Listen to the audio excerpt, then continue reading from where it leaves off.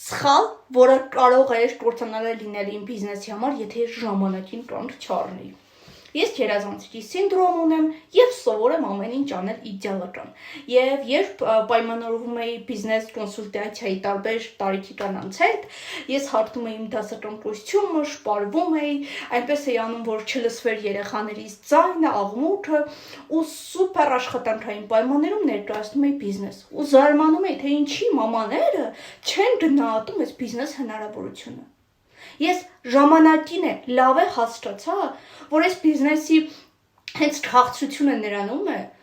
որ կարելի անել երեխաների լացի աղմուկի տակ, կարելի անել տնային հագուստով եւ հենց դա է ընտրում